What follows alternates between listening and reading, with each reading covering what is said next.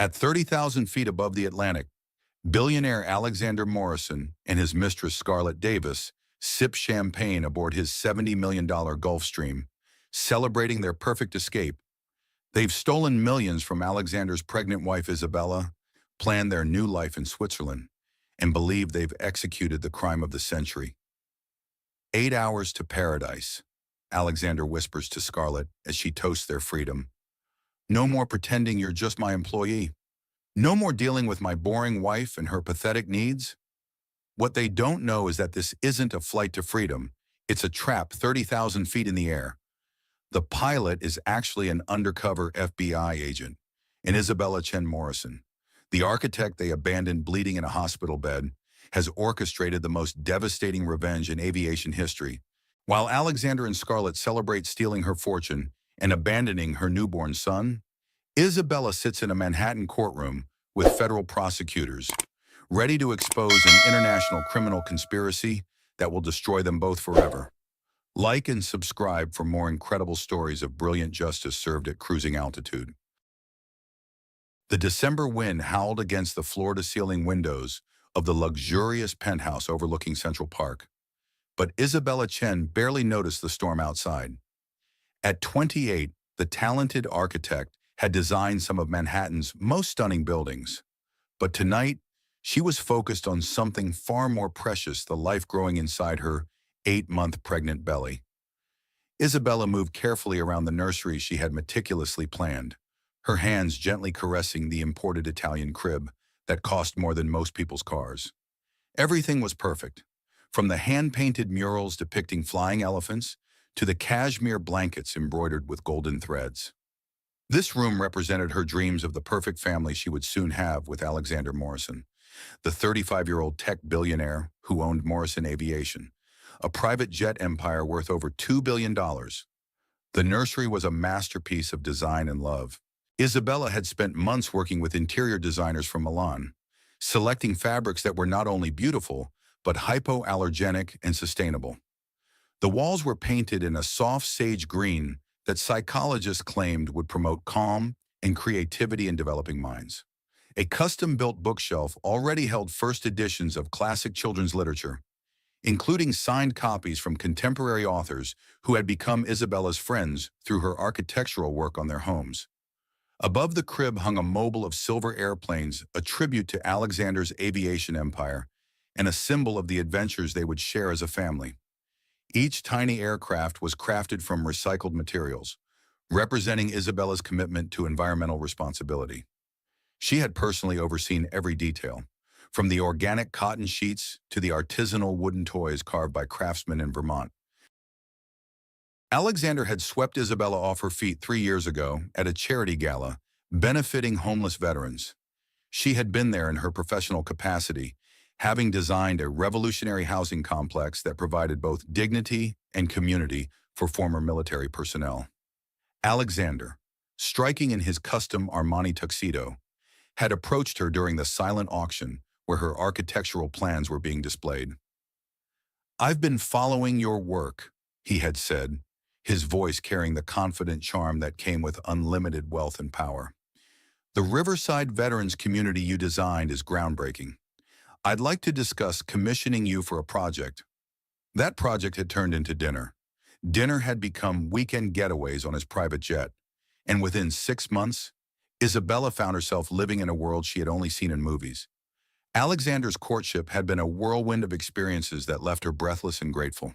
Private jets to Paris for weekend getaways where they stayed at the Georges V and dined at restaurants that required 6-month reservations, diamond jewelry that made her friends gasp with envy, including the 15-carat engagement ring that had required its own security detail. Their wedding had been featured on the cover of Architectural Digest, not just for the star-studded guest list that included tech moguls, movie stars, and political figures, but for the stunning venue Isabella had designed specifically for their ceremony. The event took place on Alexander's private island in the Bahamas, in a pavilion that seemed to float above crystal-clear waters. The reception had cost more than $3 million, but Alexander had insisted that nothing was too expensive for his queen. The early months of their marriage had been blissful.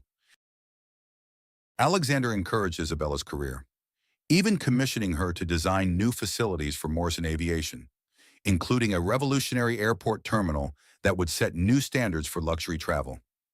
They had traveled the world together on his fleet of private jets, from the Maldives to Monte Carlo, always staying in presidential suites and dining at Michelin-starred restaurants. But as Isabella looked back now, she could see the warning signs she had ignored.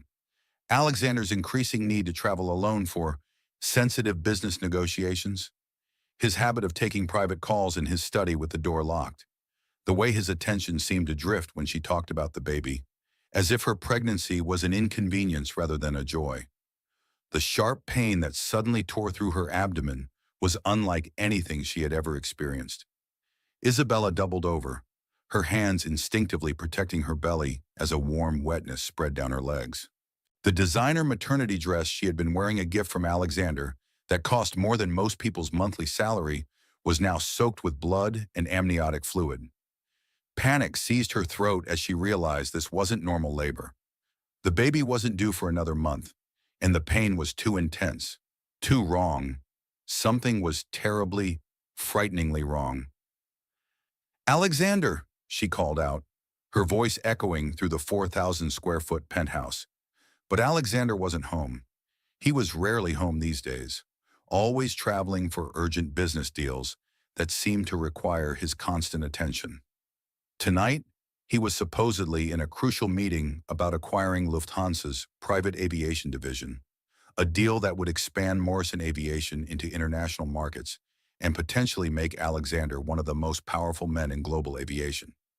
Isabella had memorized his excuse. "This European deal is worth over $800 million, darling. If we pull this off, we'll own the skies from New York to Dubai. I can't let some bureaucratic airline executives think they can push around Morrison Aviation." With trembling fingers, Isabella dialed Alexander's number. The phone rang once, twice, 3 times before going to voicemail. "This is Alexander Morrison, CEO of Morrison Aviation. Leave a message and I'll get back to you as soon as possible." The automated response felt like a slap in the face as another wave of pain crashed over her, more intense than the last. "Alexander, please, I need you." Isabella gasped into the phone, tears streaming down her face. "Something's wrong with the baby. I'm bleeding heavily, and I think I'm going into premature labor. I need to get to the hospital right away. Please call me back immediately." But the phone remained silent, its expensive titanium case reflecting the city lights like a cold, unfeeling eye. Isabella tried calling Alexander's assistant, Jennifer Walsh, a efficient woman who had worked for Morrison Aviation for over a decade. The call went straight to voicemail. She tried Alexander's business partner, Robert Kim, who had been Alexander's college roommate and best man at their wedding. Another voicemail. She even called the main office line of Morrison Aviation, only to reach an automated system informing her that the offices were closed and to call back during business hours. Where was everyone? Why couldn't she reach anyone in Alexander's supposedly urgent business meeting? Isabella knew she couldn't wait. Every minute of delay could mean the difference between life and death for her baby. Grabbing her Hermes purse and the hospital bag she had packed weeks ago, complete with silk pajamas, organic skincare products, and a playlist of classical music for the baby, she struggled to the elevator of their exclusive building. The building's concierge, Miguel Santos, had worked there for 15 years and had become genuinely fond of Isabella. Unlike many of the wealthy residents who treated staff as invisible, Isabella always remembered his children's names and asked about his wife's health. When he saw her stumbling out of the elevator, her face pale with pain and her expensive dress stained with blood, his eyes widened with alarm. "Mrs. Morrison, Dios mío, what happened? Should I call an ambulance?" "No time," Isabella managed to say, gripping the marble reception desk for support. "I need to drive myself to the hospital. Can you help me to my car?" "Mrs. Morrison, you shouldn't be driving in your condition. Let me call, please, Miguel. Just help me get to the garage. Every second counts." Miguel quickly called for the building's security guard to bring Isabella's car, a Mercedes-AMG G63 that Alexander had given her for her birthday, to the front entrance. As he helped her into the driver's seat, his weathered hands were gentle and his eyes filled with concern. "I'll call the hospital to let them know you're coming," he promised. "Drive safely, Senora. Your baby needs you to be careful." The drive to Manhattan Presbyterian Hospital felt eternal. Each red light was torture. Each turn sent fresh waves of pain through her body. Isabella kept trying to reach Alexander, but every call went straight to voicemail. The expensive voice-activated system in her Mercedes allowed her to keep calling hands-free, but the result was always the same silence from the man who had promised to love, honor, and cherish her. Where was he? What business meeting was so important that he couldn't answer his phone when his wife and unborn child were in mortal danger? The streets of Manhattan blurred past through a haze of pain and tears. Isabella passed restaurants where she and Alexander had shared romantic dinners, art galleries where they had attended exclusive openings, shops where he had bought her expensive gifts during their courtship. Each familiar landmark felt like a memorial to a life that was slipping away with each contraction. At the hospital, the emergency room staff immediately recognized the severity of her condition. Isabella was well known at Manhattan Presbyterian, not just as the wife of a prominent billionaire, but as a generous donor who had funded the construction of a new children's wing. The design work had been her gift to the hospital, and the result was a space that made sick children feel like they were in a magical castle rather than a medical facility. Dr. Sarah Williams, the head of obstetrics and a woman Isabella had grown to trust during her prenatal care, quickly examined Isabella. Her expression grew grave as she assessed the situation, her professional demeanor unable to completely hide her concern. "Mrs.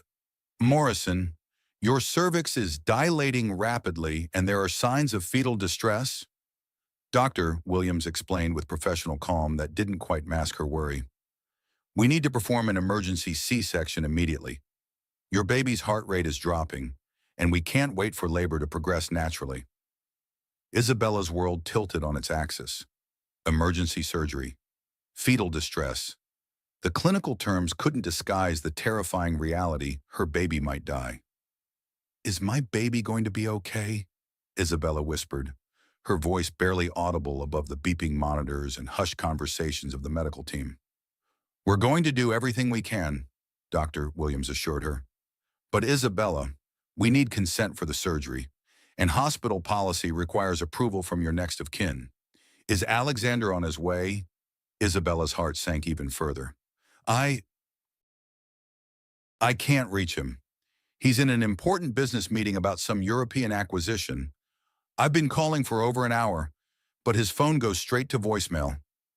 Dr. Williams exchanged a look with the attending nurse that Isabella couldn't quite interpret. There was something in their expressions: surprise, disapproval, perhaps even disgust, that made Isabella feel even more alone and vulnerable.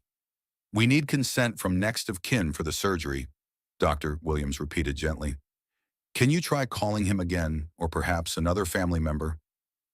Isabella's hands shook as she dialed Alexander's number for what felt like the 100th time that evening. Again, voicemail. She tried his private office line, his personal assistant, even his driver.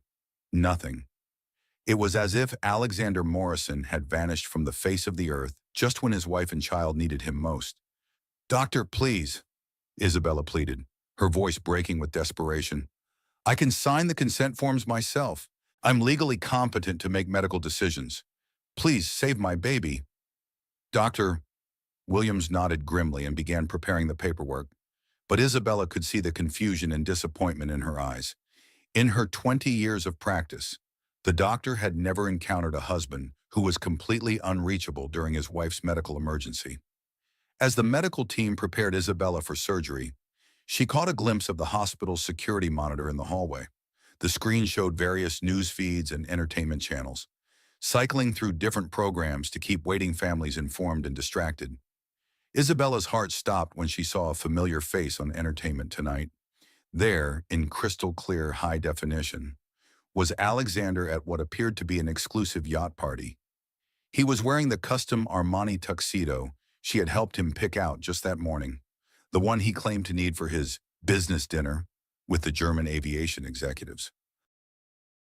His arm was wrapped around a stunning blonde woman Isabella recognized with a sickening jolt that felt worse than any physical pain.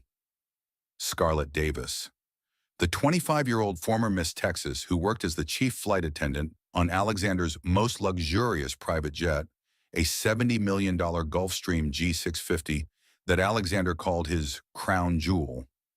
Isabella had met Scarlett several times at company events, always feeling slightly uncomfortable around the woman's predatory smile and the way she looked at Alexander when she thought no one was watching.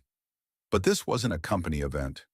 This was an intimate party on what looked like a mega yacht, and Alexander and Scarlett were clearly together as more than employer and employee. Scarlett wore a stunning red evening gown that probably cost more than most people's annual salary. Her hair perfectly styled and her makeup flawless. She was laughing at something Alexander whispered in her ear, her hand resting possessively on his chest in a gesture that screamed intimacy and ownership. The timestamp on the news feed showed it was filmed just 2 hours ago, while Isabella had been desperately trying to reach her husband. The entertainment reporter's voice drifted through the hospital speakers. Tech billionaire Alexander Morrison was spotted at an exclusive party aboard the luxury yacht Infinite Horizon tonight, accompanied by Morrison Aviation employee Scarlett Davis. The pair appeared very comfortable together as they enjoyed champagne and dancing under the stars. Isabella felt her world collapse.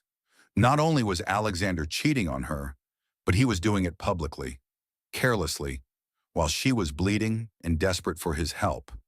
The urgent business meeting about the European acquisition was a lie. The German aviation executives were fictional. Alexander was partying with his mistress while his pregnant wife fought for their baby's life. A nurse accidentally left a phone at the reception desk within Isabella's earshot, and she heard Alexander's voice clearly through the speaker.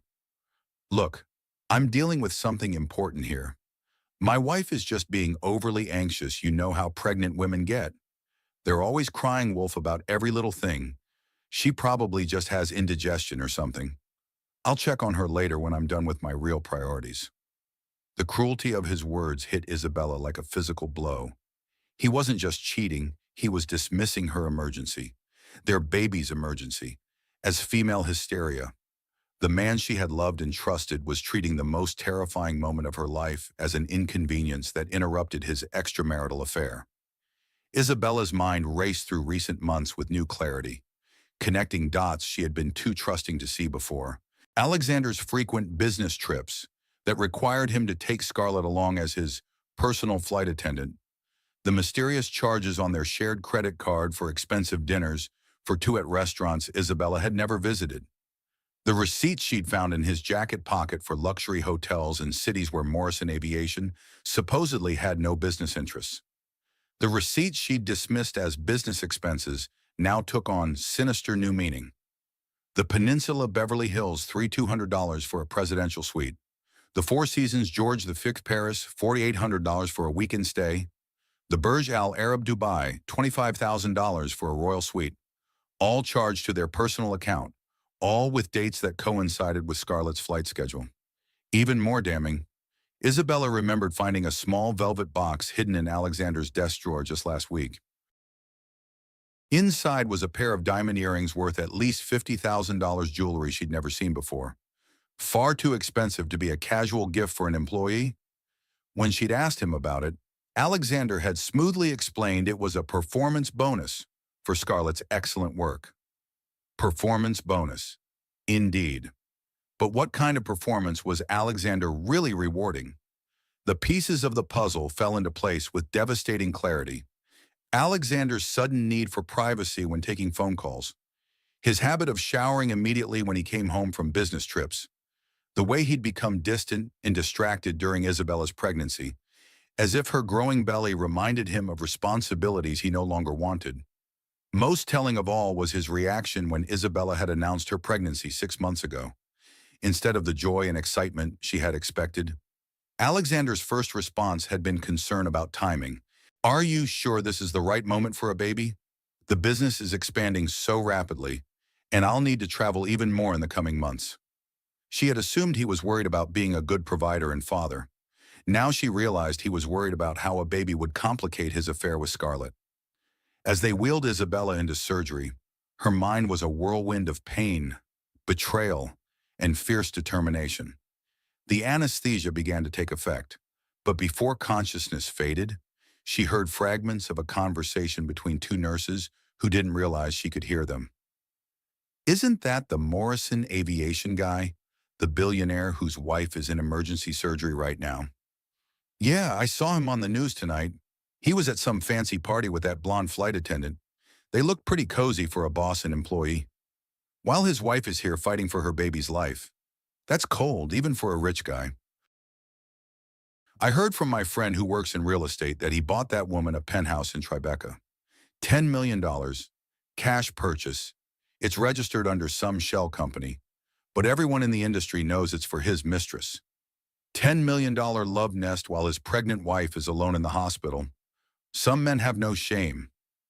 The last thing Isabella heard before the anesthesia pulled her under was the steady beep of the heart monitor, matching the rhythm of her breaking heart. But beneath the devastation, something else was growing, a fierce determination that surprised even her in its intensity. If Alexander thought she would quietly fade away like a discarded trophy wife, if he believed she would accept his betrayal and abandonment with grace and silence, he was about to learn just how catastrophically wrong he could be.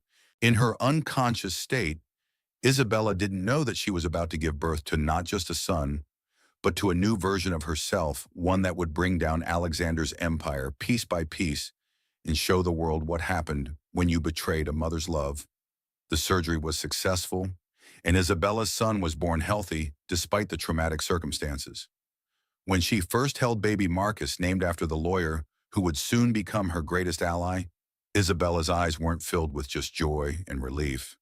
They burned with the fire of a woman who had been pushed beyond her breaking point and was ready to push back with the full force of her intelligence, resources, and righteous fury. The storm outside the hospital windows was nothing compared to the tempest that was about to unleash in Alexander Morrison's carefully constructed world of lies, betrayal, and criminal conspiracy. As Isabella kissed her newborn son's forehead, she made a silent promise that would reshape both their futures. Alexander Morrison would pay for every lie, every betrayal, every moment of pain he had caused. And when she was finished with him, the world would know exactly what kind of man abandoned his family in their darkest hour. The war had begun, and Isabella Chen was armed with something more powerful than Alexander's billions, a mother's love and a brilliant mind bent on justice. Alexander had made the fatal mistake of underestimating the woman he had betrayed, and that miscalculation would cost him everything he had ever valued. The reckoning was coming, and it would arrive faster than Alexander's fastest private jet. Isabella named her son Marcus Chen Morrison, choosing to give him her surname as his middle name, a decision that would prove prophetic in ways she couldn't yet imagine. As she held her newborn son in the sterile hospital room, watching him sleep peacefully despite the chaos that had brought him into the world, Isabella felt a transformation beginning deep within her soul. The baby was perfect 8 pounds, 2 ounces of pure innocence with Alexander's dark hair and Isabella's determined chin. He had survived the emergency surgery that could have killed them both, and Isabella took that as a sign that they were both fighters, both survivors who wouldn't be easily defeated. But as she counted Marcus's tiny fingers and toes, Isabella's mind was already working with the precision that had made her one of New York's most sought-after architects. She was building something new, not a physical structure, but a strategy for survival and justice that would prove more complex and devastating than any building she had ever designed.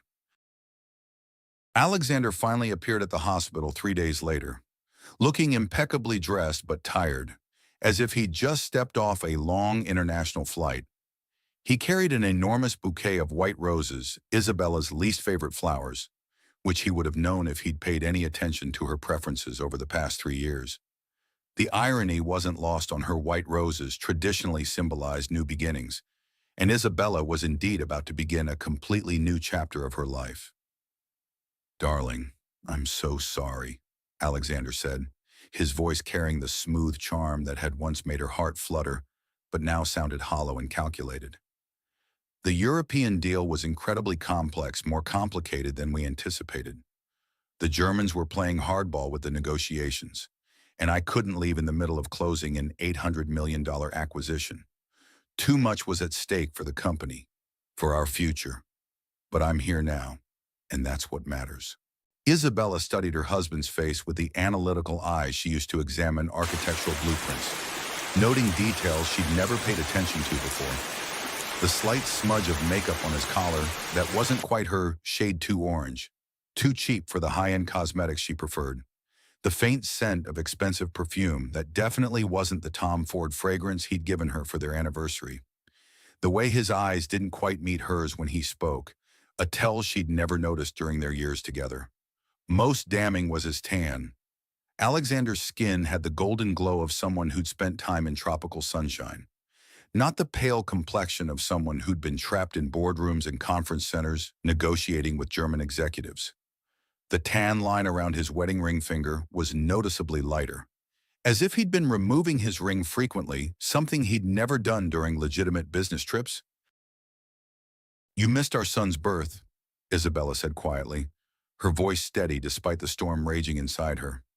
She didn't mention that she'd seen him on television, didn't reveal that she knew about the yacht party with Scarlett. Not yet. She was gathering information, building her case like the careful architect she was. "I know, and I'll never forgive myself for that," Alexander said, his voice carrying what sounded like genuine regret. "But Isabella, you have to understand this deal will set us up for life. Morrison Aviation will become the dominant force in international private aviation. Our son will inherit an empire worth billions more than what we have now." "Will he?" Isabella asked, her tone neutral but her eyes sharp. "Will Marcus inherit anything?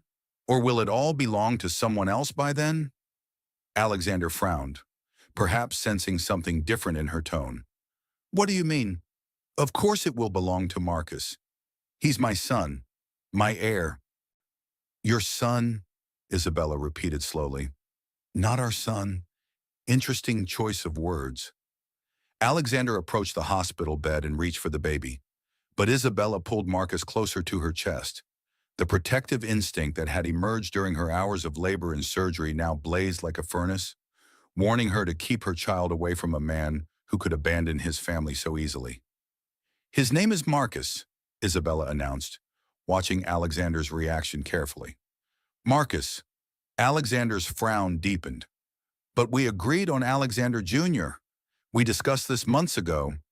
"We discussed many things months ago, Alexander, but people change. Don't they? Circumstances change. Priorities change." Isabella's voice carried a subtle edge that Alexander was too self-absorbed to notice. "Well, we can discuss the name later," Alexander said dismissively. "What matters is that he's healthy and perfect. He looks just like me. He'll probably be as handsome as his old man." The narcissism in that statement made Isabella's stomach turn. Even holding his newborn son for the first time, Alexander's primary concern was how the baby reflected on him, not the miracle of new life or the health of his family. Over the following week at home in their penthouse, Isabella watched Alexander with the focused attention of a detective. She began to notice patterns that had been invisible to her during the blissful early years of their marriage when she'd been too in love to see the warning signs. Alexander's routine had changed dramatically over the past year. He now woke up earlier, spending at least an hour in his private study with the door locked before emerging for breakfast. He claimed to be reviewing international market reports and aviation industry analyses, but Isabella had never seen any such documents in his usual workspace. His phone habits had also evolved. The Alexander she'd married had been casual about his devices, often leaving his phone on counters or asking Isabella to answer calls when his hands were busy. Now his phone was password protected and never left his person. He took calls in private, often stepping onto their balcony or into his study, speaking in hushed tones that didn't match the volume required for international business calls. Most telling were his travel patterns. In the early years of their marriage, Alexander's business trips had been predictable and well documented. He would share his itineraries with Isabella, often inviting her to join him when the destinations were particularly appealing. Now his trips were frequent, unplanned, and always classified as urgent or confidential matters that couldn't be discussed.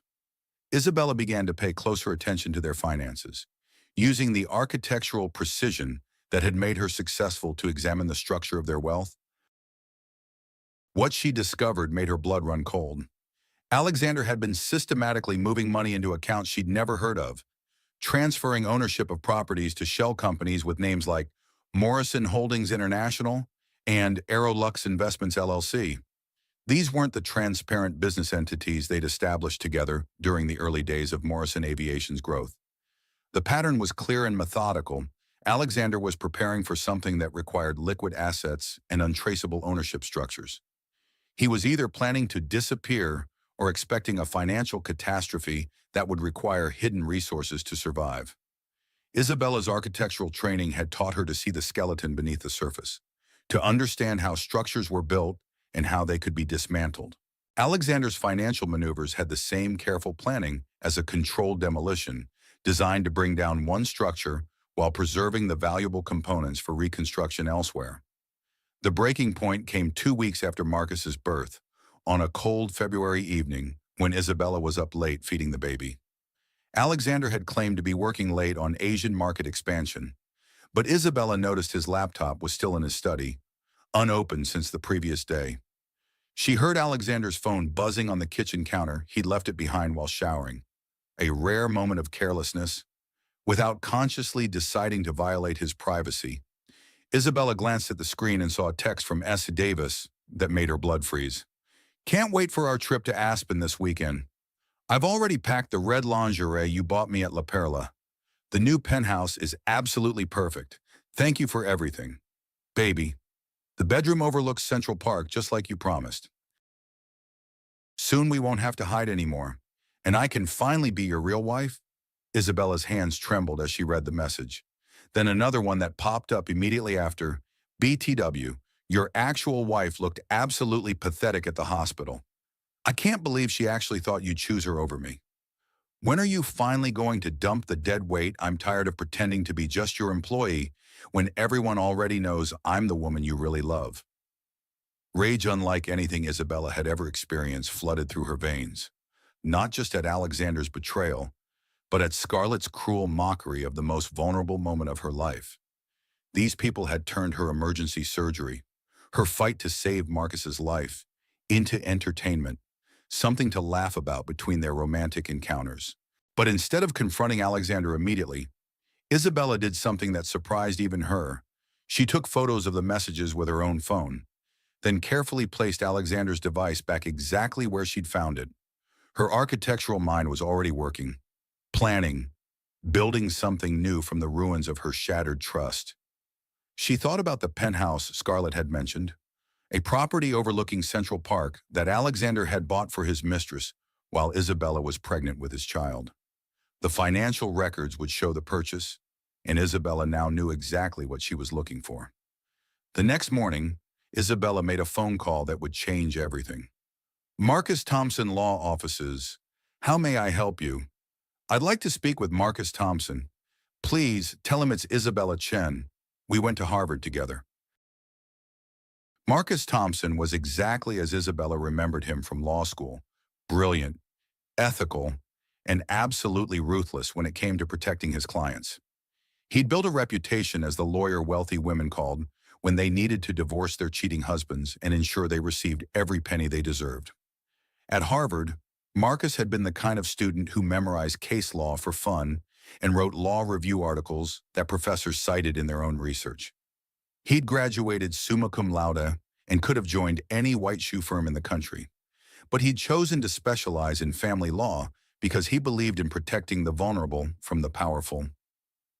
"Isabella," Marcus said warmly when he took her call, "I heard about your marriage to Alexander Morrison, and congratulations on the baby. I saw the announcement in the Times." "Thank you, Marcus, but I'm not calling about congratulations. I need your help with something that's going to be incredibly complicated and probably very ugly." Over the next hour, Isabella laid out everything she'd discovered. speaking with the precision of an architect presenting blueprints to a demanding client. Marcus listened without interruption, taking notes on his legal pad in the careful handwriting that had made his Harvard professors treasure his exam papers.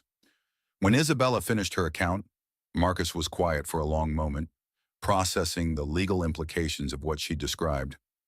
Isabella, what you're describing isn't just adultery, Marcus said finally. If Alexander has been systematically moving assets to avoid potential divorce settlements, that's financial fraud. And if this Scarlet woman has been actively participating in helping him hide marital property, she could be facing serious criminal charges as well. What do you need from me to build a case? Evidence.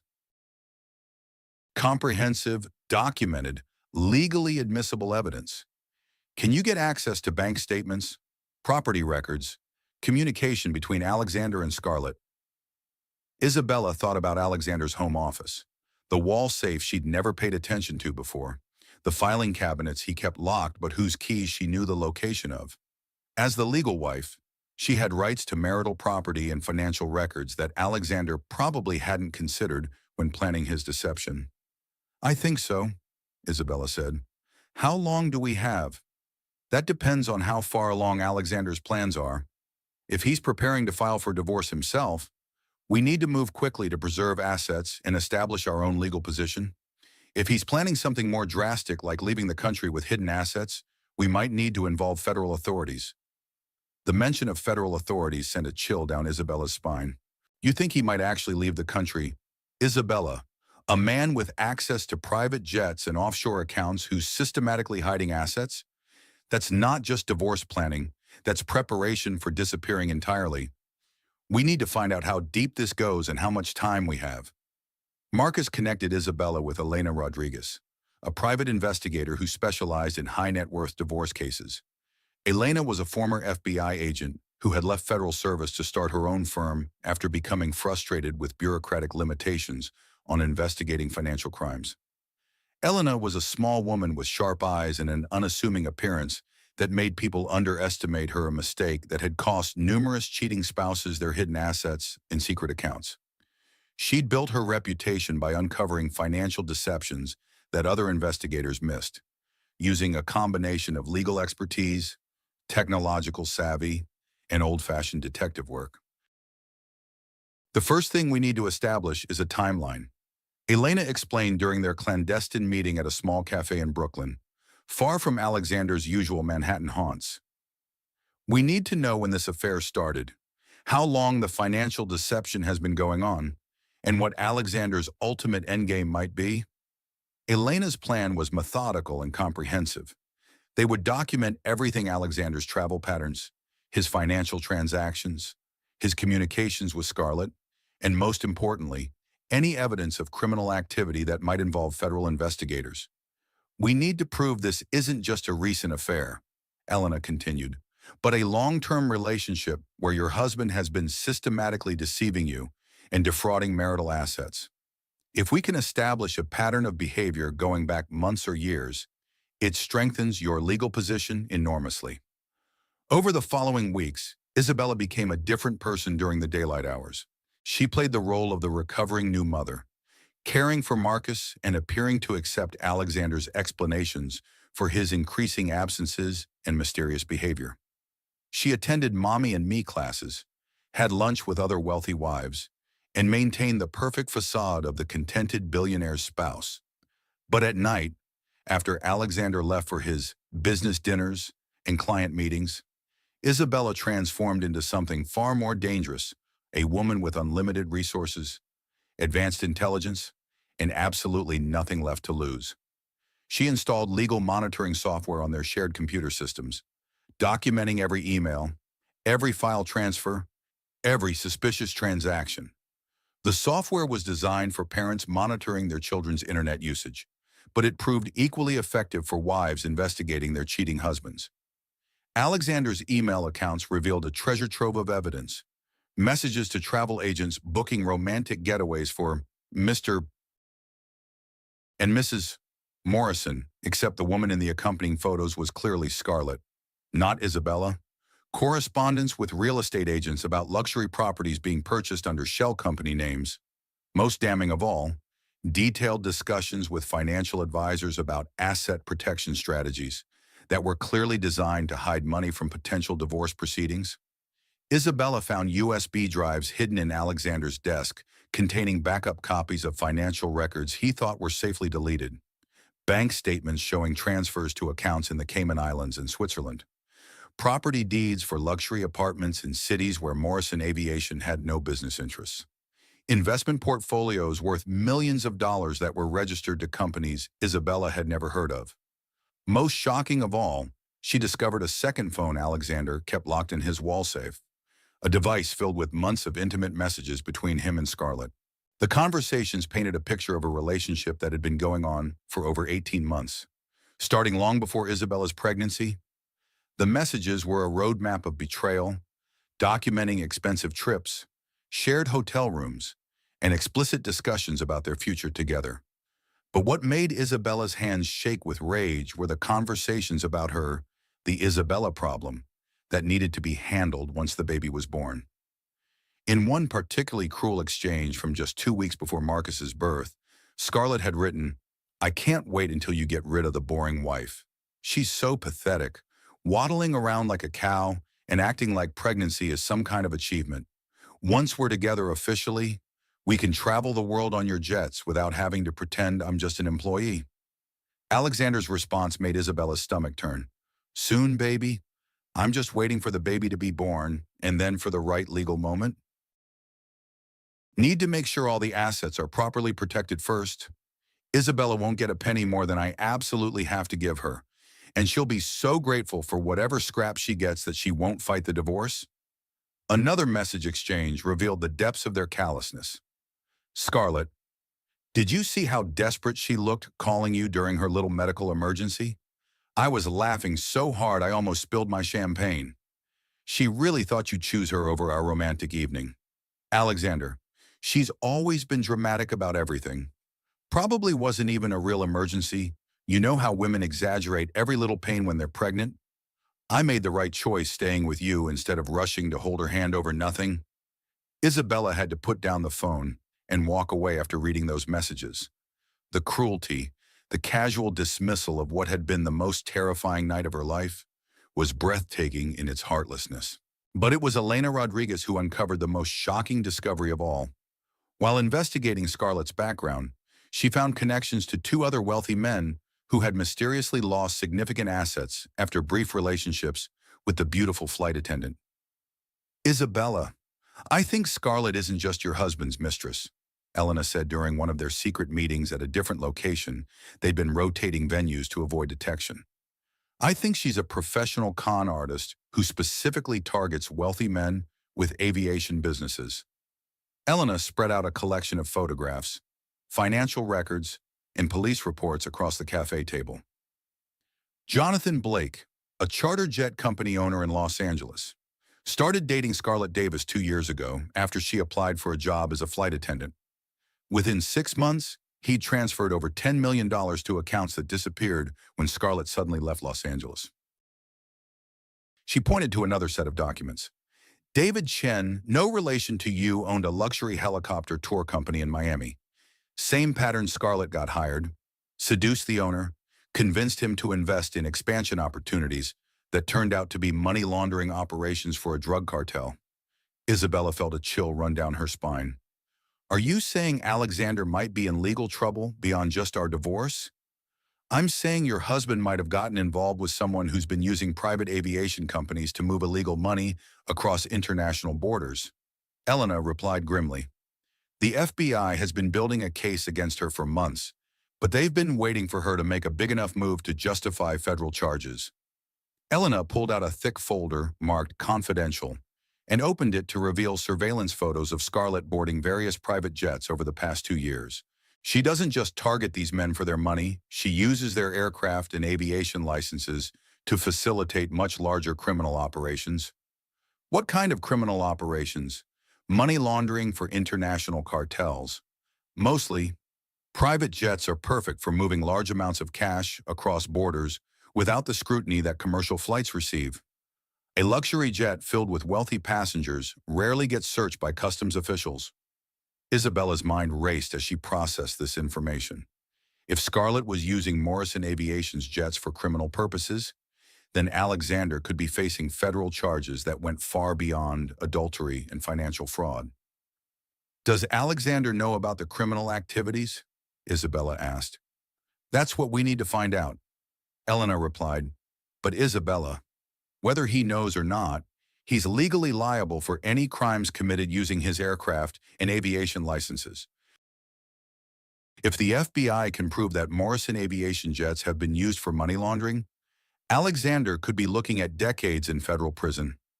As January approached, Isabella's investigation revealed that Alexander and Scarlett were planning something far more drastic than a simple divorce and remarriage. Elena's surveillance had uncovered travel plans that looked less like a vacation and more like a permanent escape. Flight plans for a one-way trip to a country with no extradition treaty with the United States, scheduled for January 15th. Bank records showing Alexander had been converting liquid assets to untraceable cryptocurrency and physical gold bars. Communications with lawyers in non-extradition countries about establishing new corporate entities and obtaining new passports. This wasn't just a man leaving his wife for his mistress. This was a criminal conspiracy to flee the country with stolen assets and potentially laundered money. Isabella realized she had a choice that would define the rest of her life and her son's future. She could let Alexander and Scarlett escape, taking whatever assets they left behind and trying to rebuild her life from the wreckage, or she could ensure that they faced the full consequences of their actions, knowing that the battle would be dangerous and that powerful people would try to destroy her in the process. The decision was easy when Isabella looked at baby Marcus sleeping in his crib. Her son deserved better than a father who would abandon his family for money and a criminal mistress. More importantly, other women deserve protection from Scarlett's predatory schemes, and other families deserve protection from the kind of financial crimes that Alexander had enabled. Elena, Isabella said during their final planning meeting, I want to make sure they never hurt anyone else again. I want them to face justice for everything they've done. What do we need to do? Elena smiled grimly, her expression carrying the satisfaction of someone who'd spent years putting criminals behind bars. We're going to turn their escape plan into the biggest trap they've ever walked into. Instead of trying to stop them from leaving, we're going to let them board that plane and then spring our trap at 30,000 feet, where there's nowhere to run and no way to hide. The plan Elena and Marcus devised was elegant in its complexity and devastating in its simplicity. Rather than confronting Alexander and Scarlett directly, they would allow the couple to believe their escape plan was proceeding perfectly, while federal agents prepared to intercept them at the moment of maximum legal vulnerability. The beautiful thing about private jets, Elena explained, is that they require extensive documentation, flight plans, and customs clearances for international travel. Every communication, every financial transaction, every piece of cargo is tracked by multiple federal agencies. When Alexander and Scarlett step onto that plane with stolen assets and laundered money, they'll be creating a federal case that even the best lawyers can't dismiss. Isabella felt a cold satisfaction as the details fell into place. Alexander and Scarlett had made the fatal mistake of underestimating her intelligence, her resources, and her determination to protect her son. They had turned her greatest vulnerability, Marcus's emergency birth, into a weapon against her. Now Isabella was about to turn their greatest strength, Alexander's private jet empire, into the instrument of their destruction. As Isabella finalized the details of her revenge plan, she felt no guilt, only the crystalline clarity of a mother protecting her child from people who had already proven they would sacrifice anything and anyone for money and pleasure. Alexander Morrison and Scarlett Davis were about to learn that some betrayals carried a price higher than they could ever imagine paying. The countdown to January 15th had begun, and Isabella Chen was ready to show the world what happened when you made the mistake of destroying a mother's love and underestimating a brilliant woman's capacity for justice. The trap was set, the players were in position, and the reckoning was coming faster than Alexander's fastest private jet. January 15th dawned crisp and clear in New York City, the kind of perfect winter morning that made the metropolis sparkle like a jewel against the backdrop of a crystalline blue sky. Isabella stood at the floor-to-ceiling windows of her penthouse, holding baby Marcus as they watched the sunrise paint the skyline in shades of gold and rose. In just a few hours, Alexander and Scarlett would board what they believed was their escape flight to freedom and a new life together. Instead, they would be walking into the most sophisticated legal trap Isabella had ever designed. The irony wasn't lost on her that the same architectural precision she'd used to design award-winning buildings was now being applied to construct Alexander's downfall. Every detail had been planned with the same meticulous attention to engineering and structural integrity that had made her one of New York's most celebrated architects. Alexander moved around their 4,000-square-foot penthouse with barely contained excitement, packing the last of his belongings while trying to maintain the pretense that this was just another extended business trip. Isabella watched him with the cold calculation of a demolition expert preparing to bring down a structurally unsound building. She noted how carefully Alexander avoided packing any photographs of their family or mementos from their life together. The wedding album that had once held pride of place on his dresser remained untouched. The platinum watch she'd given him for their first anniversary, engraved with, "To my love, for all time," sat abandoned in his jewelry box. This wasn't a temporary departure. This was a man systematically erasing his past to start fresh with his criminal mistress. "I should be back by the end of the week," Alexander lied smoothly, adjusting his custom Hermes tie while checking his reflection in their bedroom mirror. He'd always been vain about his appearance, but Isabella now recognized the extra attention to grooming as preparation for romantic travel with Scarlett, not business meetings with Swiss bankers. "The Swiss banking regulations are more complex than we anticipated," Alexander continued, his voice carrying the confident authority that had once impressed her, but now sounded hollow and rehearsed. "The merger with the European Aviation Group requires navigating some incredibly arcane financial laws. I need to be there in person to make sure nothing gets lost in translation." "Of course they are," Isabella replied, her voice perfectly neutral as she bounced Marcus gently. The baby was fussing slightly, picking up on the tension in the apartment that Alexander was too self-absorbed to notice. "Don't forget to take your blood pressure medication. You know how international travel affects your circulation?" Alexander paused in his packing, perhaps sensing something different in Isabella's tone, but her expression remained placidly domestic. She had spent weeks perfecting this performance, the tired new mother, overwhelmed by infant care, too exhausted and distracted to question her husband's increasingly elaborate lies. What Alexander didn't know was that Isabella had been awake since 3 a.m., coordinating final details with Marcus Thompson, Elena Rodriguez, and a team of FBI agents led by Special Agent Sarah Chen. Every aspect of the day had been rehearsed and refined until it operated with the precision of a Swiss chronometer. Isabella's phone buzzed with what appeared to be a routine text from her sister asking about Marcus's feeding schedule. In reality, it was the coded signal from Elena confirming that all federal agents were in position, and the replacement flight crew had successfully infiltrated Morrison Aviation's operations. "I've arranged for the usual car service," Alexander said, checking his Patek Philippe watch, the same timepiece Isabella had given him for their wedding that he was apparently comfortable stealing. "Driver should be here in 20 minutes. I want to get to Teterboro early to review the flight plan with the crew." "Perfect," Isabella murmured, adjusting Marcus's tiny sweater as the baby gurgled contentedly. "I'll probably take Marcus for a walk in Central Park later. Dr. Williams said the fresh air would be good for both of us, and all this winter weather makes him cranky when he's cooped up inside too long." It was a seemingly innocent comment about postnatal care, but it was actually Isabella's final signal to Elena's surveillance team. Within minutes, Isabella's phone buzzed with a text from an unknown number, "Package confirmed for delivery." The package was the replacement flight crew Elena had arranged through her FBI contacts.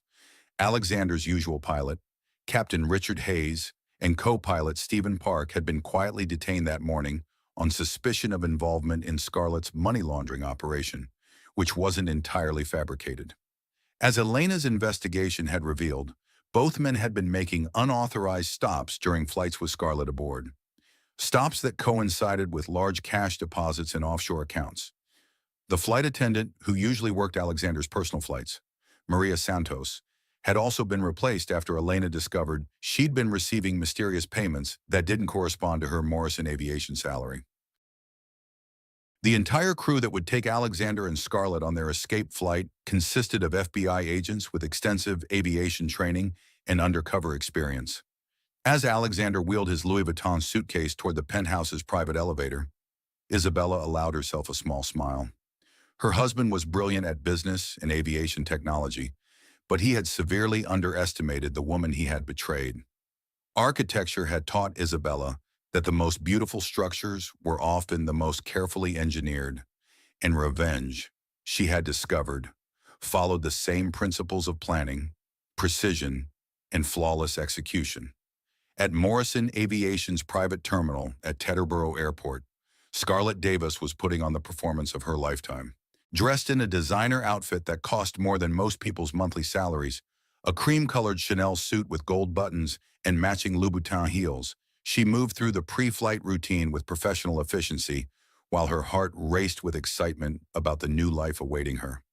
Scarlett had spent the morning at her apartment, the $10 million Tribeca penthouse that Alexander had purchased for her under the shell company name Metropolitan Holdings, LLC, carefully packing designer clothes, expensive jewelry, and falsified identification documents that would allow her to assume a new identity once they reached their destination. What Scarlett didn't realize was that every move she made was being recorded by FBI surveillance teams positioned throughout the airport. Her phone calls to criminal associates, her financial transactions moving the last of the laundered money, even her conversations with ground crew were being documented as evidence in what would become one of the largest international money laundering cases of the decade. The FBI had been tracking Scarlett for 18 months, building a comprehensive case that connected her to drug cartels, international fraud syndicates, and money laundering operations that spanned 3 continents. But they'd been waiting for her to make a move significant enough to justify federal charges that would put her away for decades. Isabella's information about Alexander's assets and escape plans had provided the final piece of the puzzle. When Scarlett boarded that Gulfstream with stolen money and falsified documents, intending to flee federal jurisdiction, she would be committing enough federal crimes to earn her a life sentence. "Everything ready for our trip to Zurich?" Alexander asked as he boarded the Gulfstream G650, his voice carrying the confident tone of a man who believed he had outmaneuvered everyone who might oppose him. The aircraft's interior was a masterpiece of luxury design: cream leather seats, walnut paneling, and gold fixtures that had cost more than most people's homes. "Everything's absolutely perfect, baby," Scarlett purred, her hand trailing along Alexander's arm with practiced seduction. She'd changed into the red Hermes dress that Alexander had bought her during one of their business trips to Paris. The same trip where Isabella had been told he was negotiating aircraft maintenance contracts. "The Swiss bank accounts are ready and waiting," Scarlett continued, her voice carrying the excitement of someone who believed she'd successfully executed the perfect con. "The Cayman Island transfers went through this morning, and our new identification documents are perfect. By tonight, we'll be completely free to start our real life together." Alexander pulled Scarlett into his arms, kissing her with the passion Isabella had once believed was reserved for her alone. The embrace was captured in perfect detail by micro cameras hidden throughout the aircraft by FBI technical specialists, creating evidence that would be impossible to deny in federal court. "I can't believe we actually pulled this off," Alexander said, his voice filled with the arrogance that had always been his greatest weakness. "Isabella never suspected a thing. She's been so focused on playing mother that she didn't even notice half our assets disappearing into untraceable accounts." "Poor little Isabella," Scarlett laughed, her voice cruel with satisfaction as she applied fresh lipstick using a compact mirror. Sitting at home with her screaming baby, probably wondering why her husband doesn't love her anymore. "If only she knew we've been planning this escape for over a year." "She'll figure it out eventually," Alexander said with the callous indifference that had replaced whatever love he'd once felt for his wife. "When the divorce papers are served from Switzerland and she realizes there's nothing left for her to claim. By then, there won't be anything she can do about it. "What about the kid?" Scarlett asked, her tone suggesting she was discussing an unwanted pet rather than Alexander's newborn son. "Are you really never going to see him again?" Alexander shrugged with casual cruelty that would later be played in courtrooms around the world. Isabella wanted to be a mother so desperately. Now she can be a single mother and see how much she enjoys it. "The kid will be fine. He'll never know what he missed by not having me around." Neither Alexander nor Scarlett noticed that the flight crew was different from their usual team. The pilot introduced himself as Captain James Wright, an experienced aviator who had supposedly filled in at the last minute due to their regular crew's sudden illness. His credentials were impeccable, his manner professional, and his flight plan for Zurich appeared flawless in every detail. What the criminal couple couldn't have known was that Captain Wright was actually Special Agent James Chen of the FBI's Financial Crimes Division, a man who'd spent 15 years infiltrating criminal organizations and building cases that resulted in hundreds of convictions. His crew consisted of federal agents with extensive aviation training, undercover experience, and enough evidence to ensure that Alexander and Scarlett would never see freedom again. The sudden illness that had sidelined their regular crew was actually federal detention, where Captain Hayes, co-pilot Park, and flight attendant Santos were being questioned about their involvement in Scarlett's money laundering operations, while federal prosecutors prepared additional charges related to their complicity in international financial crimes. As the Gulfstream taxied toward the runway, Alexander and Scarlett settled into the luxurious cabin with champagne in hand, toasting what they believed was their successful escape from accountability. The aircraft's entertainment system displayed their supposed flight path to Zurich, complete with estimated arrival times, weather conditions, and customs information that appeared completely legitimate. "Ladies and gentlemen, this is Captain Wright." The intercom crackled with professional authority that gave no hint of the dramatic arrest that awaited the passengers. "We've been cleared for takeoff and should have a smooth flight to our destination. Flight time will be approximately 8 hours, and we're expecting favorable weather conditions throughout the journey." Alexander relaxed into his leather seat, pulling Scarlett close as the jet engines roared to life with the power that had always thrilled him.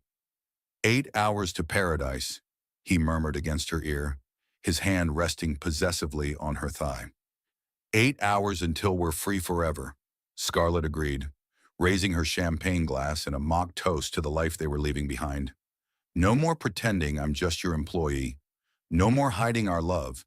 And definitely no more dealing with your boring wife and her pathetic needs." But as the Gulfstream G650 climbed into the winter sky above New York, its actual destination was not the Swiss banks and alpine chalets that Alexander and Scarlett envisioned. Instead, the aircraft was being diverted to Andrews Air Force Base in Maryland, where a team of federal marshals, financial crimes investigators, and international law enforcement officials were waiting with arrest warrants, asset seizure orders, and extradition requests from 3 different countries. Meanwhile, in the federal courthouse in Lower Manhattan, Isabella Chen Morrison was making her entrance into legal history. Dressed in a perfectly tailored navy blue suit that projected both maternal strength and executive authority, she walked into the packed courtroom carrying a briefcase that contained enough evidence to destroy Alexander's empire, expose Scarlett's criminal network, and send both of them to federal prison for the rest of their lives. The media attention was unprecedented. Word had leaked about the billionaire's wife revenge case, and reporters from around the world had gathered to witness what legal experts were already calling one of the most dramatic financial fraud trials in American history. Isabella's transformation from abandoned housewife to corporate whistleblower had captured the global imagination, and social media was exploding with support for the brave mother taking on a corrupt billionaire and his criminal mistress. Justice for Isabella was trending worldwide, with millions of people sharing stories of their own experiences with infidelity, financial abuse, and corporate corruption. Women's rights organizations had organized rallies outside the courthouse, holding signs reading, "Karma flies higher than private jets," and "Never underestimate a mother's love." Judge Patricia Hernandez, a no-nonsense jurist with 30 years of experience, handling complex financial crimes, called the emergency hearing to order. Her expression was grave as she reviewed the mountain of evidence that Isabella's legal team had presented.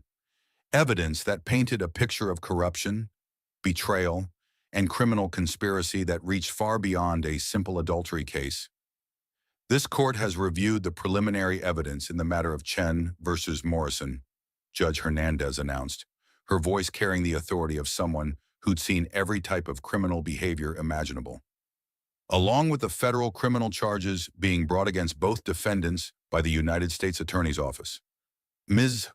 Chen, you may present your case. Isabella stood with the confidence of someone who'd spent months preparing for this moment. Her voice was clear and strong as she addressed the packed courtroom, knowing that her words were being broadcast live to millions of viewers around the world. Your Honor, 3 months ago, I was a trusting wife and expectant mother who believed in my husband's love and integrity, Isabella began, her words carrying the weight of personal pain transformed into righteous determination. Today, I stand before you as the victim of a systematic campaign of financial fraud, emotional abuse, and criminal conspiracy that has endangered not only my family's security, but potentially countless others through an international money laundering network that used my husband's aviation business as its primary vehicle. As Isabella began to present her evidence, the courtroom fell into complete silence.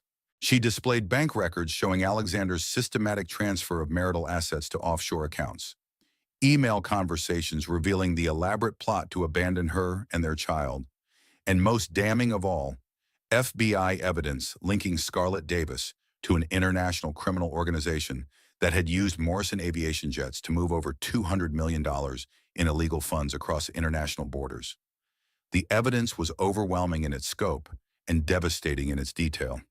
Financial records showed that Alexander had been systematically looting their marital assets for over a year, transferring money to accounts controlled by shell companies that Scarlett had established using falsified business documents. Real estate records revealed that Alexander had purchased luxury properties around the world using money that legally belonged to Isabella. Properties that were intended to serve as safe houses for their life as international fugitives. This is not simply a case of marital infidelity, Isabella continued, her voice gaining strength and authority with each revelation. This is a case of organized financial crime that has used my husband's legitimate aviation business as a front for money laundering, tax evasion, and international fraud. The defendants didn't just plan to steal from me and my child, they planned to flee the country with assets that rightfully belong not only to our family, but to victims of their criminal enterprise spanning multiple continents. The courtroom erupted in murmurs of shock and outrage as Isabella's legal team presented evidence that Alexander and Scarlett's crimes extended far beyond their personal betrayal. FBI financial analysts testified about the sophisticated money laundering operation that had used Morrison Aviation's international flight routes to move drug money, the proceeds of human trafficking, and funds stolen from pension accounts and charitable organizations. The coup de grace came when Isabella's legal team played audio recordings of Alexander and Scarlett's conversations from inside the Gulf Stream, captured by FBI surveillance equipment that had been installed throughout the aircraft. The courtroom listened in stunned silence as the criminal couple celebrated their successful theft, mocked Isabella's emergency surgery, and discussed their plans to assume new identities and disappear forever. The recordings were devastating in their casual cruelty. Scarlett, I still can't believe how pathetic she looked calling you that night when she was bleeding. I was trying so hard not to laugh during our romantic dinner that I almost choked on my champagne. Alexander, she's always been dramatic about everything. The emergency probably wasn't even real. You know how women exaggerate every little discomfort when they're pregnant. I made the right choice staying with you instead of rushing to hold her hand over nothing important. Scarlett, and now she gets to be a single mother while we live like royalty in Switzerland. Perfect karma for being too boring to keep her husband interested. Judge Hernandez's expression grew darker with each revelation, her 30 years on the bench having prepared her for human cruelty, but not for this level of calculated heartlessness combined with international criminal conspiracy. Ms. Chen, Judge Hernandez said when the evidence presentation concluded. This court finds the evidence you've presented to be not only compelling, but deeply disturbing. The systematic nature of the financial fraud, combined with the international scope of the alleged money laundering operation and the complete disregard for human decency shown by the defendants, represents a clear and present danger to both your family's security and the integrity of our legal and financial systems. At that moment, Isabella's phone buzzed with a text from Elena Rodriguez. Eagles have landed. Both suspects in federal custody. Operation successful. Isabella felt a surge of satisfaction, so pure and powerful, it was almost intoxicating. At 30,000 feet above the Atlantic Ocean, Alexander Morrison and Scarlett Davis were just learning that their escape flight had become a federal arrest operation, and their dreams of freedom in Switzerland had been replaced by the reality of life sentences in American federal prisons. "Your Honor," Isabella said, allowing herself a small smile that carried the satisfaction of perfect justice. "I believe my husband and Miss Davis are about to discover that justice travels faster than even a $70 million private jet." The judge's gavel came down with the finality of thunder, and Isabella Chen knew that she had just won more than a divorce settlement or custody of her son.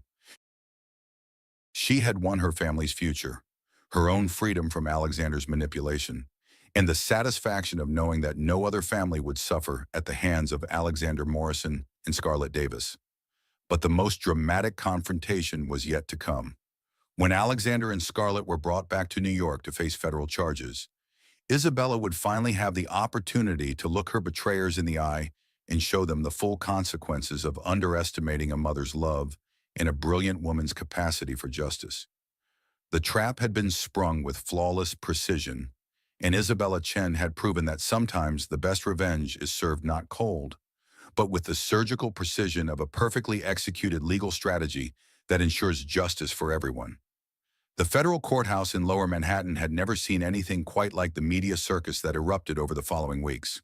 What had begun as Isabella Chen's quest for justice in her divorce had exploded into an international criminal case that dominated headlines across 6 continents and fundamentally changed how law enforcement agencies approach financial crimes involving private aviation. The hashtag Justice for Isabella continued to trend globally as women everywhere rallied behind the brave mother who had taken down a billionaire's criminal empire. Social media platforms were flooded with stories from other women who had discovered financial betrayal, emotional abuse, and criminal activity by partners they had trusted. Isabella's story had become a symbol of female empowerment and the fight against corruption at the highest levels of society. News networks provided round-the-clock coverage of what legal experts were calling the trial of the century. Court TV dedicated an entire channel to live coverage of the proceedings, while streaming platforms rushed to produce documentary series about Isabella's investigation and the international criminal network she had exposed. Alexander Morrison and Scarlett Davis were brought back to New York in federal custody aboard a military transport aircraft. Their dreams of Swiss bank accounts and alpine chalets replaced by the harsh reality of orange jumpsuits, ankle shackles, and the prospect of spending the rest of their lives behind bars.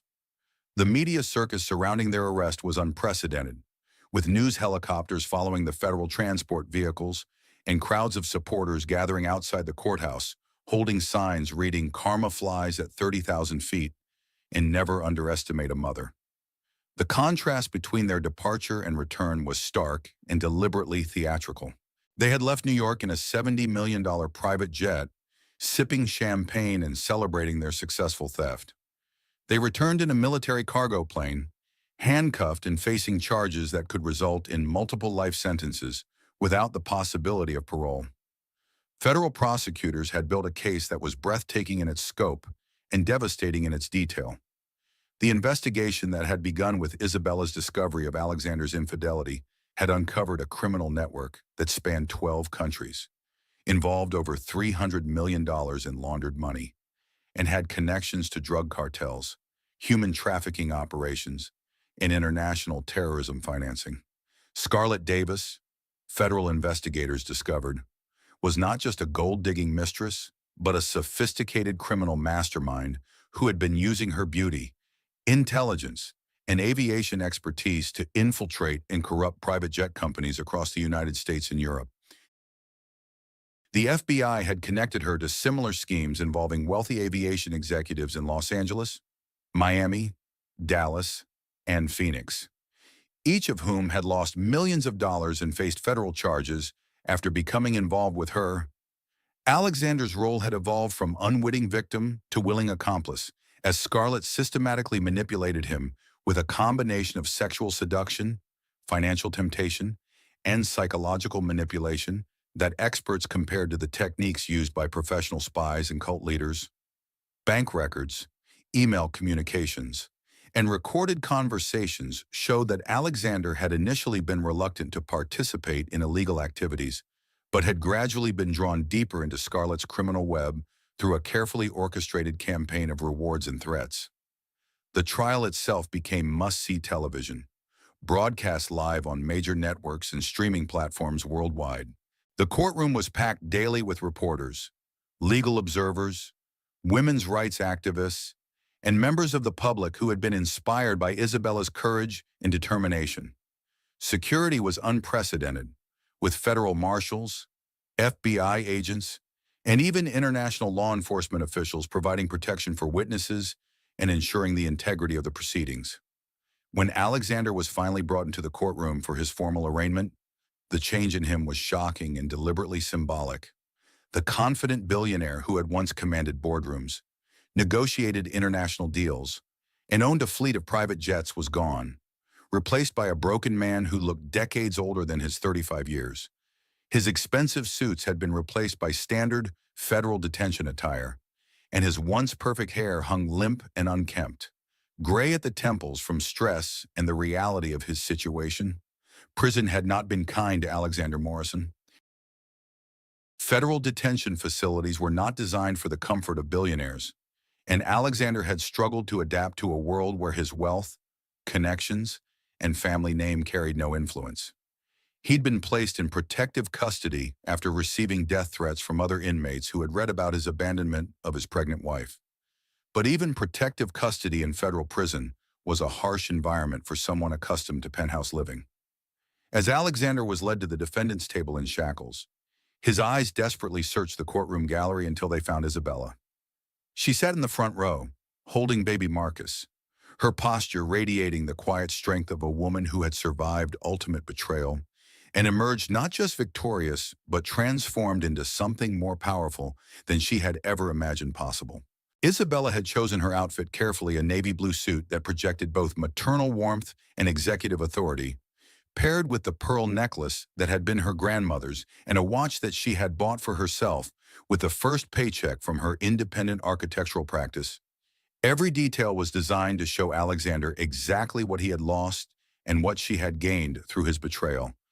When their eyes met across the courtroom, Alexander's carefully maintained composure finally cracked completely. The magnitude of what he had lost, not just his freedom and wealth, but his family, his son, and any chance of redemption, hit him with devastating force. "Isabella, please," he called out, his voice breaking with a desperation that echoed throughout the silent courtroom. "I know I made terrible mistakes, but I never meant for any of this to go this far. I was confused, manipulated, caught up in something I couldn't control. I love you and Marcus. I've always loved you." The courtroom held its collective breath as Isabella slowly stood, her movements deliberate and dignified. Baby Marcus gurgled contentedly in her arms, oblivious to the drama surrounding him, but somehow radiating the innocence and hope that his mother was fighting to protect. The entire courtroom fell silent as Isabella faced the man who had once been her husband, her voice carrying clearly through the hushed space with words that would be quoted in legal textbooks and women's empowerment speeches for decades to come. "Alexander," Isabella said, her voice steady and strong, each word measured and precise. "You had a choice every single day for over 18 months. You chose to lie to me about your business trips. You chose to steal from our family's accounts. You chose to move our assets to hidden accounts controlled by your criminal mistress. You chose to abandon me when I was bleeding in a hospital bed, fighting to save our son's life while you celebrated your theft at a party. Isabella's voice grew stronger with each accusation, fueled by months of pain transformed into unshakable resolve. You chose to mock my emergency surgery as female drama while you danced with the woman who helped you steal our child's inheritance. You chose to plan your escape from the country rather than face the consequences of your actions. And you chose to show no remorse until the moment you realized you'd been caught.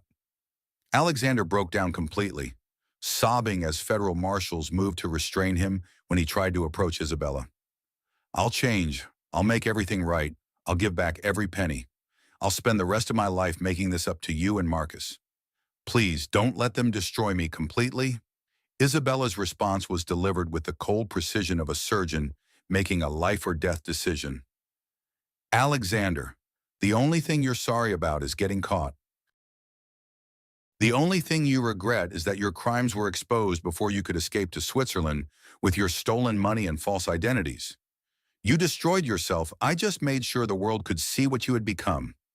The courtroom erupted in applause that the judge made no effort to stop, the sound rolling through the chamber like thunder as hundreds of people expressed their support for Isabella's courage and their satisfaction with Alexander's downfall. Scarlett's trial was even more dramatic, if possible. When she took the stand in her own defense, she attempted to portray herself as another victim of manipulation, claiming that Alexander had coerced her into participating in illegal activities through a combination of threats and promises. But federal prosecutors were ready with recordings, documents, and witness testimony that painted a very different picture, that of a calculating predator who had specifically targeted Alexander because of his wealth, his access to private aviation, and his psychological vulnerabilities. The most damning evidence came from Scarlett's own communications with criminal associates in Mexico, Colombia, and Eastern Europe. Recorded phone calls revealed her discussing Alexander in terms that left no doubt about her true feelings. The aviation executive is completely under my control now. He'll do anything I ask as long as he thinks it will keep me in his bed. We can use his jets to move as much money as we want. And he's so arrogant he thinks he's too rich and powerful to ever get caught. FBI financial analysts testified that Scarlett had personally orchestrated the theft of over $50 million from Morrison Aviation's accounts, money that she had moved through a sophisticated network of shell companies, cryptocurrency exchanges, and offshore banks. The operation was so complex and professional that federal investigators compared it to the financial networks used by international terrorist organizations. Even more shocking was the revelation that Scarlett had been planning to eliminate Alexander once they reached Switzerland. Prosecutors presented evidence of communications with hired killers in Europe, discussing the permanent removal of Alexander once his usefulness ended and his knowledge of her criminal activities became a liability. Ladies and gentlemen of the jury, federal prosecutor Sarah Kim said in her closing argument that was broadcast live to millions of viewers worldwide, this case is about far more than financial fraud or even international money laundering. This is about the calculated destruction of families, the corruption of legitimate businesses for criminal purposes, and the complete absence of human conscience in the pursuit of money and power. Prosecutor Kim continued with passion that resonated throughout the packed courtroom. Scarlett Davis turned a mother's most vulnerable moment emergency surgery to save her unborn child into an opportunity for celebration and mockery. She corrupted Alexander Morrison's legitimate aviation business to facilitate crimes that funded drug trafficking, human slavery, and international terrorism. She planned not just to steal from Isabella Chen and her infant son, but to murder Alexander Morrison once his usefulness ended. The jury deliberated for less than 3 hours before returning with guilty verdicts on all counts for both defendants. The speed of their decision reflected not just the overwhelming evidence, but their revulsion at the complete lack of remorse shown by Alexander and Scarlett throughout the trial. Alexander Morrison was sentenced to 25 years in federal prison without the possibility of parole for money laundering, financial fraud, conspiracy, and facilitating international criminal activities. The judge noted that his sentence would have been even longer if not for his cooperation with federal investigators in dismantling Scarlett's broader criminal network. Scarlett Davis received life imprisonment without the possibility of parole on charges that included international money laundering, conspiracy to commit murder, racketeering, and terrorism financing. Federal Judge Patricia Hernandez, in delivering the sentence that would keep Scarlett behind bars until her death, spoke directly to the defendant with words that would be quoted in legal journals for years to come. Ms. Davis, in my 30 years on the federal bench, I have seen many forms of criminal behavior, but rarely have I encountered such a complete absence of human decency combined with such sophisticated criminal planning. You turned the miracle of childbirth into a moment of mockery. You corrupted legitimate businesses to facilitate international terrorism, and you planned to murder the very man whose trust you had exploited.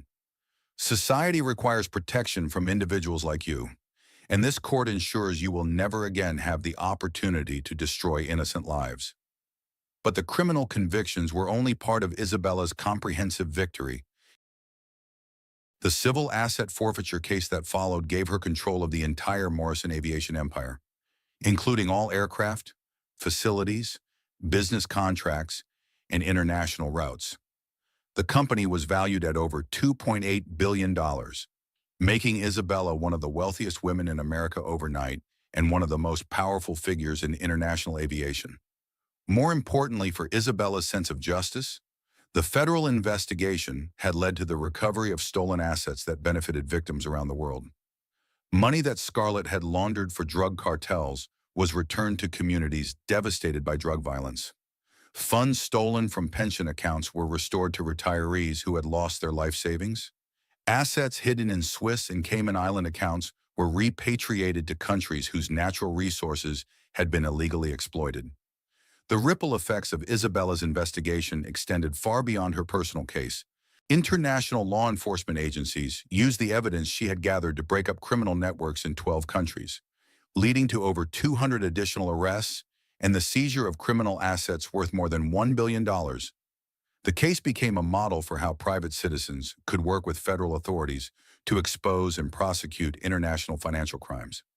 6 months after the trial concluded, Isabella stood on the observation deck of the newly renamed Chen Global Airways headquarters, watching one of her jets taxi for takeoff at Newark International Airport.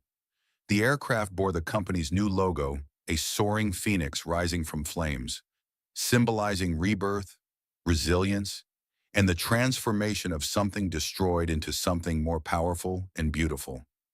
The company that had once facilitated international criminal activity had been completely transformed under Isabella's leadership.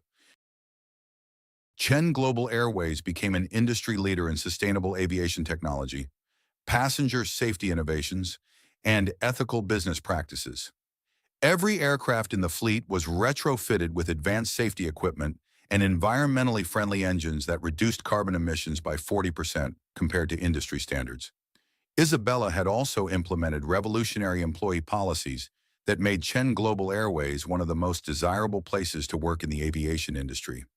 All employees received comprehensive health care, profit-sharing bonuses, and continuing education opportunities. The company's flight attendants, pilots, and ground crew were among the highest paid in the industry, and the corporate culture emphasized respect, integrity, and service to passengers and communities.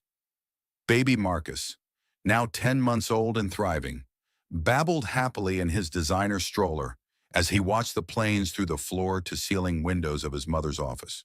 Isabella had made sure the executive floor of Chen Global Airways headquarters included a fully equipped nursery and childcare facility, allowing her to maintain her demanding schedule while never missing important moments in her son's development.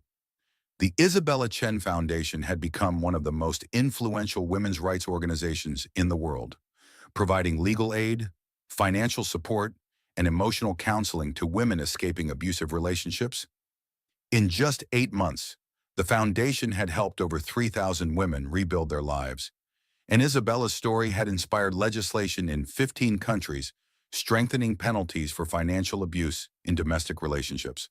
The foundation's headquarters occupied an entire floor of the Chen Global Airways building, staffed by experienced social workers, licensed therapists, and legal advocates who provided comprehensive support to women in crisis.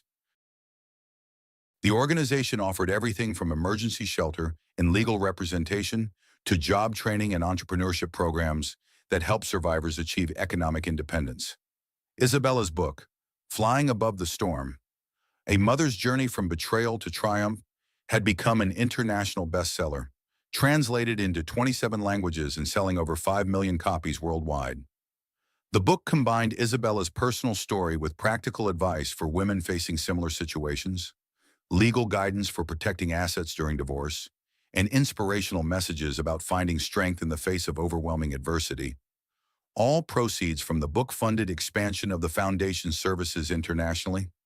Isabella had personally traveled to countries around the world, speaking at conferences, meeting with government officials, and establishing foundation offices in major cities across 6 continents. Her message of empowerment and justice resonated across cultural boundaries, making her a global symbol of women's strength and resilience. But perhaps the most unexpected and meaningful development in Isabella's new life was the quiet romance that had blossomed with Marcus Thompson, the lawyer who had orchestrated her legal victory. Marcus had been by her side throughout the entire ordeal, not just as her attorney, but as a friend who understood her strength, respected her independence, and admired her transformation from victim to victor. Their relationship had grown slowly and naturally, built on mutual respect, shared values, and genuine affection, rather than the superficial attraction and financial security that had initially drawn Isabella to Alexander. Marcus was everything Alexander had pretended to be: honorable, trustworthy, emotionally intelligent, and genuinely devoted to Isabella and baby Marcus. Marcus Thompson was also brilliant in ways that complemented Isabella's own intelligence. Where she was creative and visionary, he was analytical and strategic. Where she was passionate and intuitive, he was careful and methodical. Together, they formed a partnership that was both personally fulfilling and professionally powerful, combining Isabella's business empire with Marcus's legal expertise to create new opportunities for justice and social change. On a crisp autumn evening, as Isabella tucked Marcus Jr. into his crib in their new penthouse, she had sold the old apartment. Unable to bear the memories it contained, she reflected on the extraordinary journey that had brought her to this moment of perfect contentment. The woman who had been abandoned bleeding in a hospital bed had become a CEO, a best-selling author, an international advocate for women's rights, and a voice for justice that resonated around the world. The new penthouse was everything the old one had not been: warm, comfortable, filled with family photos and children's toys, rather than expensive art and sterile perfection. The nursery was decorated with hand-painted murals that Isabella had created herself, depicting scenes of adventure and discovery that would inspire Marcus Jr. as he grew up knowing that his mother had conquered impossible odds to build a better world for him. Isabella's phone buzzed with a notification from the federal prison system. Alexander had tried to send her another letter, his 49th attempt at communication since his incarceration. She deleted the notification without reading it, just as she had deleted all the previous attempts. Alexander Morrison was part of her past, a chapter that had ended when she chose to fight rather than accept victimhood. The letters had become increasingly desperate as Alexander realized that Isabella was never going to respond, never going to visit, and never going to allow him any relationship with the son he had abandoned. Prison psychologists reported that Alexander spent most of his time writing letters that would never be sent, designing business plans for companies he would never run, and dreaming of a redemption that would never come. Isabella's future was bright with possibilities she had never dared to imagine during her marriage to Alexander. Chen Global Airways was expanding internationally with new routes to emerging markets. The foundation was opening offices in 10 new countries, and Marcus Thompson had recently asked her to marry him, a proposal she had accepted with joy and gratitude for the second chance at love that she had never expected to find. The engagement had been everything. Her first proposal from Alexander had not been intimate, genuine, and focused entirely on their love and commitment rather than displays of wealth and status. Marcus had proposed during a quiet evening at home, with baby Marcus playing on the floor between them and classical music playing softly in the background. The ring was beautiful but modest, a classic solitaire that represented their relationship's foundation of simplicity, honesty, and genuine affection. As Isabella prepared for bed, she looked out at the lights of New York City sprawling below her penthouse windows. The city that had once seemed like a prison during her marriage to Alexander now felt like a kingdom of possibilities. Somewhere in a federal correctional facility in Colorado, Alexander Morrison was serving his 25-year sentence, probably wondering how the quiet, trusting wife he had betrayed had become the powerful woman who had brought down his empire and exposed his crimes to the world. The answer was simple, Isabella reflected as she turned off the lights and headed to her bedroom. She had always been that powerful woman. She had just needed someone to threaten her child to awaken the sleeping lioness within her soul. Isabella's phone rang with its gentle nighttime tone, and she smiled when she saw Marcus Thompson's name on the caller ID. "How was your day, future Mrs. Thompson?" he asked, his voice warm with the affection that made every conversation feel like a gift. "Perfect in every way," Isabella replied, meaning it completely. Marcus Jr. said his first word today, "Mama, the Mumbai expansion got final government approval, and I just signed the film rights deal for our story. Sandra Bullock is going to play me, and the producers want to donate half the profits to the foundation." "Any regrets about how everything turned out?" Marcus asked, a question he posed occasionally to make sure Isabella had fully processed the trauma and transformation of the past year. Isabella considered the question seriously, as she always did. A year ago, she had been a different person, naive, dependent, willing to accept whatever scraps of attention and affection Alexander chose to give her. That woman was gone forever, replaced by someone stronger, wiser, and infinitely more dangerous to those who would try to take advantage of her or her family. "No regrets at all," Isabella said finally, her voice carrying the certainty of someone who had found her true purpose in life. "Everything that happened led me exactly where I needed to be. Every betrayal, every moment of pain, every terrifying night in the hospital, it all served to show me who I really am and what I'm capable of achieving." As she ended the call and prepared for sleep, Isabella's last conscious thought was of her son, sleeping peacefully in the next room. Marcus Jr. would grow up in a world where his mother had proven that justice was possible, that the powerful could be held accountable, and that love, real, honest love, was worth fighting for with everything you had. The woman who had been broken by betrayal had rebuilt herself into something magnificent, and her story would inspire countless others to find their own strength in the face of impossible odds. Isabella Chen had learned to fly above any storm, and she would never come down again. In federal prison in Colorado, Alexander Morrison lay awake in his narrow bunk for the 1,000th night, staring at the concrete ceiling and wondering how his life had gone so catastrophically wrong. He had lost everything: his fortune, his freedom, his family, and any hope of redemption. The empire he had spent his life building belonged to the woman he had abandoned, and his son would grow up knowing him only as a cautionary tale about the consequences of betrayal and greed. The other inmates had initially been impressed by Alexander's billionaire status, but that admiration had quickly turned to contempt when they learned the details of his crimes. Even hardened criminals found his abandonment of his pregnant wife to be unforgivable, and Alexander had been forced to request protective custody after receiving multiple death threats. Prison life had stripped away every comfort and privilege Alexander had ever known. He woke up at 5 a.m. to fluorescent lights and bland institutional food. He spent his days working in the prison laundry for 25 cents an hour, a dramatic fall from commanding a billion-dollar aviation empire. His evenings were spent alone in his cell, writing letters to Isabella that would never be sent, and business plans for companies he would never run again. The most painful part of his imprisonment was the complete silence from the outside world. Isabella had blocked all communication from him, and he had no idea what his son looked like, what his first words had been, or whether Marcus would ever know that his father had once been capable of love rather than just betrayal and criminal conspiracy. Alexander's former friends and business associates had completely abandoned him, unwilling to associate with someone who had become synonymous with corruption and moral bankruptcy. His assets had been seized, his reputation destroyed, and his name had become a case study in business schools about how personal corruption could destroy even the most successful enterprises. The price of betraying Isabella Chen had been everything Alexander had ever valued, and it was a debt he would spend the rest of his life paying.